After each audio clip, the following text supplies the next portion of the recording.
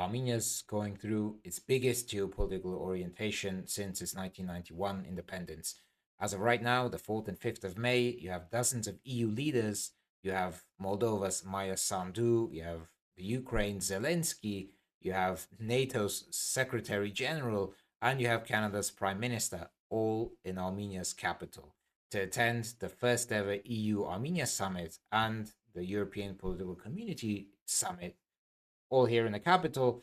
Roads are closed, schools are cancelled, huge security presence.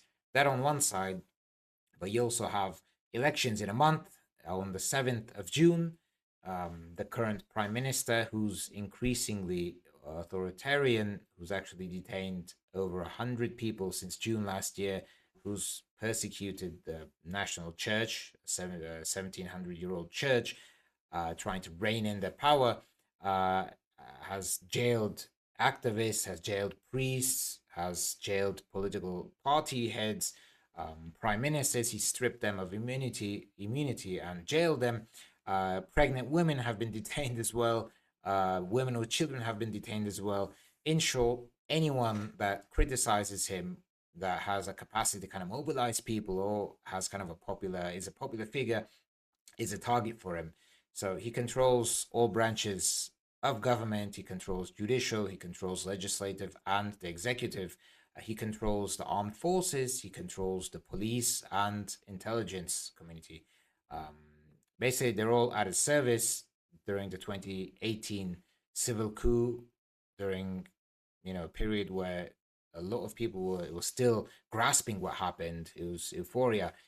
He took that time to assign all his people loyal, all his followers, people loyal to him, in all these key positions in security ministries. So as the years went by, he was able to tighten his grip on power, and as of right now, he's basically a dictator.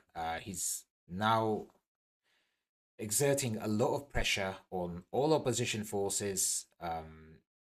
People are under constant surveillance. Phones are intercepted, conversations are intercepted. You can feel that on at a lot of levels. People are scared to speak. People in villages, especially, where they're a lot more close knit, they're kind of afraid to speak. Civil servants will definitely not tell you their opinion. They won't really speak freely about politics, about any support or not non-support for the prime minister. There's been kind of an atmosphere of fear, if you want, kind of a post-Soviet atmosphere now that's developed, and this comes amid promises during the 2018 civil coup that we're all gonna live together, all Armenians are gonna be equal, no more corruption, no more persecution, etc., etc. We're all gonna live as one nation, develop, etc.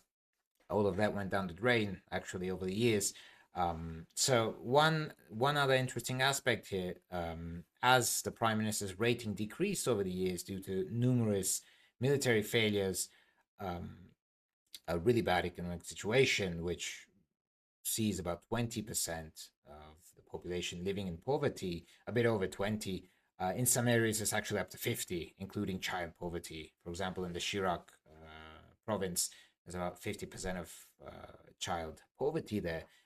It's quite bad. Infrastructure, villages, they're in really poor condition here in Armenia.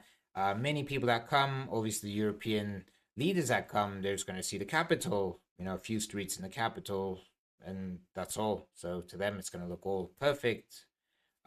Nothing wrong with the nation, with the country, but leaving the capital itself, there's a lot of poor areas, underdeveloped, very bad infrastructure, potholes everywhere.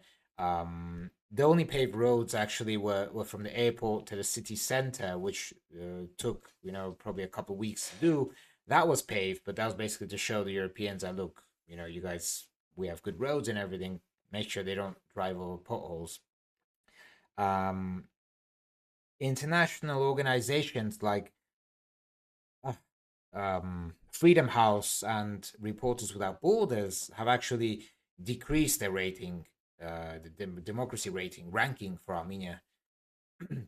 stating, political persecution, arbitrary detentions, etc., etc. So numerous other areas, numerous organizations around the world as well have reflected this, the growing authoritarian practices of the current government. But one thing is certain here, that the current government's new posturing, clear anti-Russia posturing, accepting, for example, Zelensky here and all these anti-Russian leaders here, send a signal that Armenia is geopolitically now reorientating towards an anti-Russia stance, which the consequences, it's a whole nother thing to talk about. But you also have the EU supporting the current prime minister. They've actually sent rapid special response forces, or rapid response forces, I think they called it, to help during the pre-electoral campaign. The government, basically, they've sent a team of experts to the government. It's not really transparent what exactly they're going to do. Some of the official statements mentioned pre-electoral strengthening of democracy, civil resilience, etc., etc. But there's a clear indication here that the EU, who continues to support Ukraine and is looking for a new leverage against Russia, has found in Armenia the perfect candidate, because the current prime minister has sought support to stay in power after his ratings have gone down, his public approval has gone down over the years after numerous military defeats and many other failures. He's found them in Azerbaijan and Turkey, who are clearly his supporters now, as well as the EU. So he's adopted an anti-Russia stance to garner the support of the EU, and the EU has found new leverage against Russia in Armenia. Armenia has two major Russian bases: the 102nd Motorized Infantry Base in Gyumri and the Erebuni air base in the capital. So symbolically, if Armenia's PM decides that they need to withdraw, it's going to be a major defeat, symbolic defeat for Russia. It's going to be the last military presence of the Russians in the Caucasus if they leave Armenia. So that would be a huge symbolic defeat, if you want to say, for Russia in the Caucasus. I think that's what the Europeans are seeking. They're seeking to open the border with Turkey. Once the border with Turkey opens up, the Armenian prime minister is going to say, hey, Russian military bases, we don't need you anymore. We no longer have threats from our neighbors. You guys need to leave. And what's going to happen next, I can't say. I can't really foresee the future, but there's going to be lots of tension. So in short, the Armenia is being used as leverage against Russia without really, considering the consequences of what's going to happen.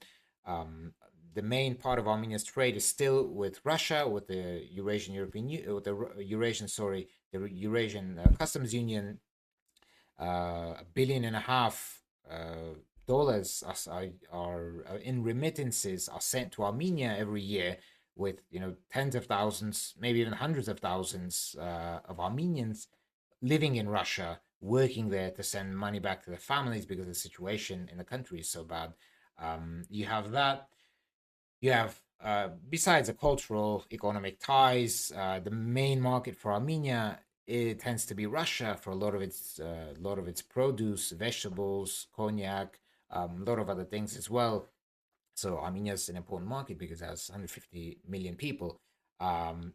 In exporting that to the EU is not going to be that easy because the EU is very protectionist. So let's say Russia cuts all ties with Armenia. What's going to happen to Armenian goods? Well, I honestly don't know exactly where that's going to go, but it's going to have a major impact on people's lives on the ground here.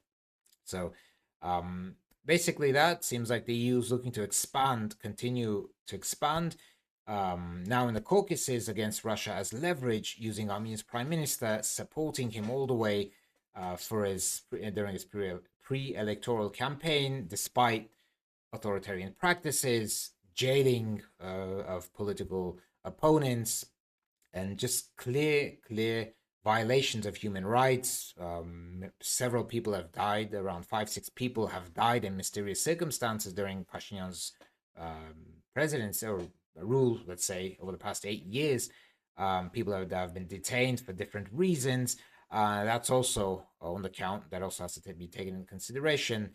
But this is it. So major geopolitical reorientation here. Armenia is now tilting towards Turkey, Azerbaijan, and the EU, and is clearly taking an anti-Russian posture.